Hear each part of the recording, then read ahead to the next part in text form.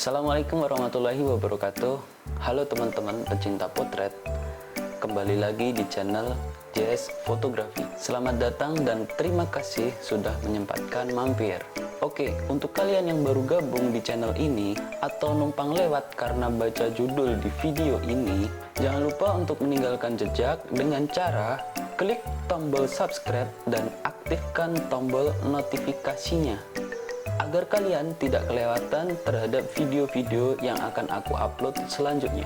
Untuk kalian pecinta fotografi dan videografi, aku ucapkan terima kasih dan selamat datang. Untuk kedepannya, insya Allah channel ini aku akan sering share dan upload video-video mengenai fotografi dan videografi ataupun mungkin tentang vlogging yang sekiranya bisa menambah hiburan kita dan mengisi waktu luang kita. Oke, sebelum kita lanjut, kita intro dulu.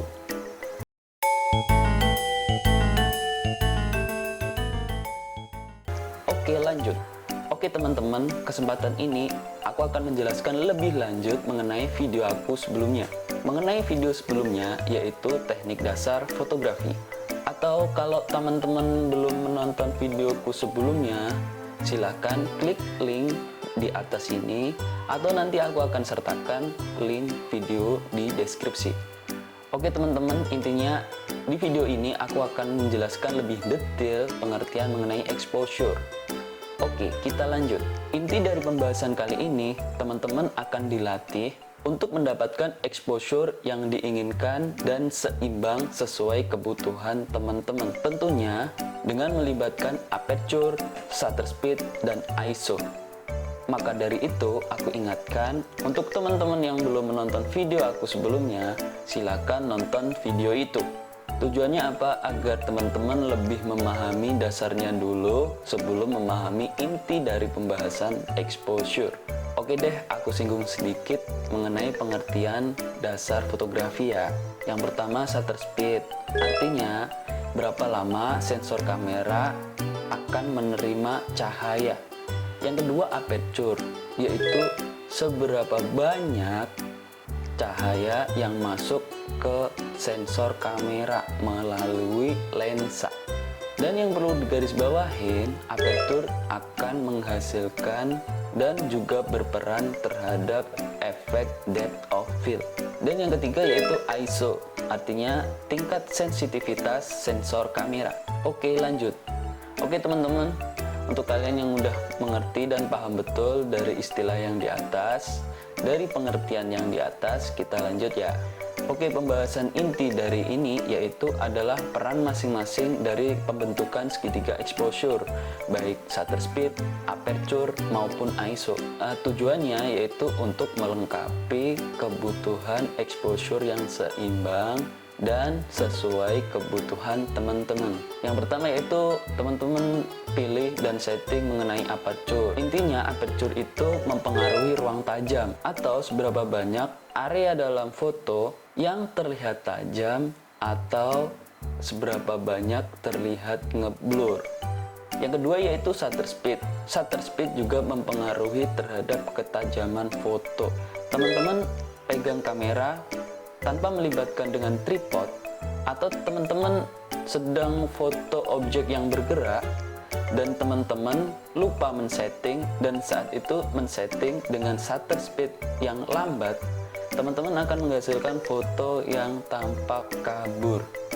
Yang ketiga yaitu pilihan ISO, memungkinkan teman-teman untuk menggunakan kombinasi yang optimal dari shutter speed dan aperture pada kondisi cahaya yang sesuai. Contoh kasus pada kondisi gelap misalnya, ISO yang tinggi akan membantu pengelolaan shutter speed dan aperture lebih fleksibel. Tetapi kenaikan ISO juga akan mempengaruhi kualitas foto, atau semakin tinggi ISO akan menghasilkan foto yang terlihat noise. Oke lanjut. Oke deh, aku simpulkan dari pembahasan inti yang aku paparkan di atas. Yang pertama yaitu kasus aperture.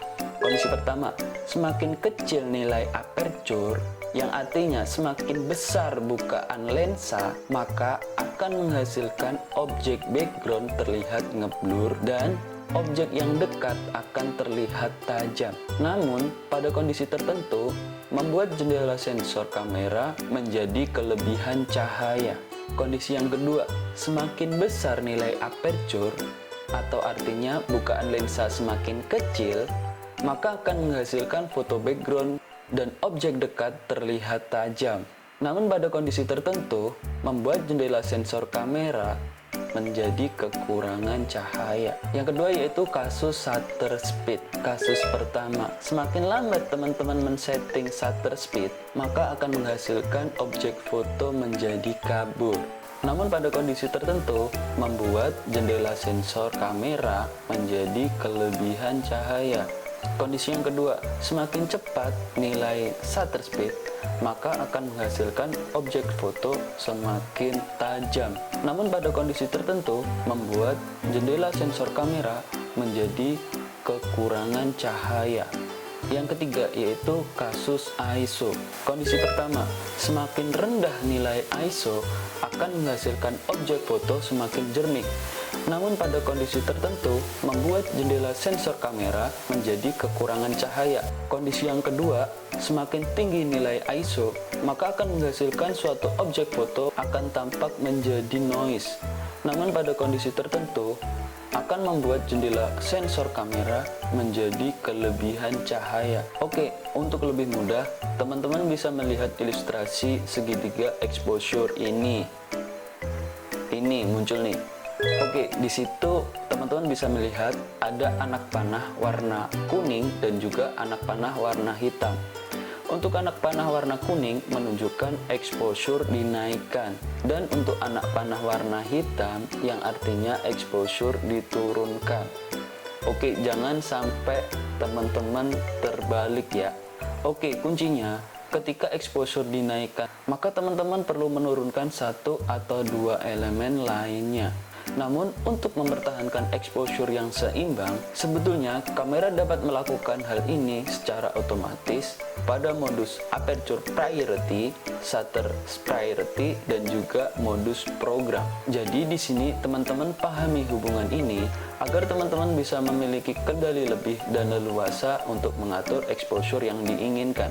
Exposure itu lebih gampang diartikan sebagai nilai besar dan kecilnya cahaya yang masuk sampai ke sensor kamera untuk merekam foto yang diukur dengan satuan stop. Jika exposure dinaikkan satu stop, maka artinya sensor kamera menerima 2 tingkat exposure, dan sebaliknya jika exposure diturunkan satu stop, artinya tingkat exposure akan hilang dari setengahnya. Oke, lanjut latihan pada kamera ya, dengan menggunakan satuan stop terhadap tingkat exposure. Pada shutter speed misalnya, teman-teman memilih shutter speed 1/50 dan akan diubah ke shutter speed 1/100 detik.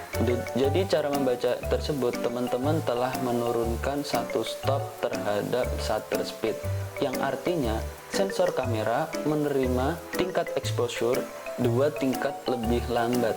Contoh yang kedua, shutter speed 1/50 akan diubah ke 1/25 detik. Jadi cara membacanya, shutter speed dinaikkan satu stop, yang artinya sensor kamera menerima setengah dari shutter speed sebelumnya, atau tingkat exposure 2 kali lebih lambat. Jadi semakin besar atau semakin lambat nilai shutter speed akan menghasilkan semakin besar pula tingkat exposure-nya. Oke teman-teman, di situ tolong dicermati dan dipahami ya. Oke, lanjut untuk membaca ISO. Oke, misalnya teman-teman memilih ISO 400, yang artinya satu stop lebih sensitif dibanding ISO 200. Tapi satu stop kurang sensitif terhadap ISO 800. Hubungan antara rentang aperture yang tersedia pada lensa sebenarnya serupa, namun rangkaian angkanya lebih membingungkan. Kenyataannya f5/6 artinya satu stop lebih kecil dibanding f4, namun satu stop lebih besar dibanding f8. Oke, teman-teman akan bertanya, jadi bagaimana kita mengatur exposure yang tepat?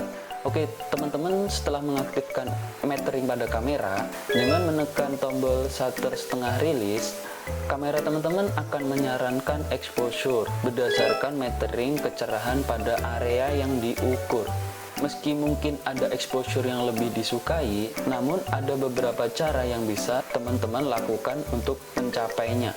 Yang terpenting adalah keseimbangan exposure. Jika teman-teman menaikkan salah satu dari elemen exposure atau menaikkan salah satu dari ketiga elemen exposure, maka salah satu atau kedua elemen lainnya harus diturunkan sama banyaknya, dengan tujuan untuk mempertahankan exposure yang sama atau seimbang. Kombinasi mana yang teman-teman pilih akan tergantung pada tampilan yang ingin dicapai. Apakah teman-teman menginginkan depth of field besar atau depth of field sempit? Atau apakah teman-teman ingin objek bergerak atau setajam silet atau memiliki motion blur? Banyak sekali yang perlu dipertimbangkan sebelum merekam foto. Oke, segini dulu pembahasan dari video ini. Harapan aku, semoga teman-teman setelah menonton video ini lebih paham dan lebih mengerti serta bisa mengaplikasikan di pengoperasian kameranya.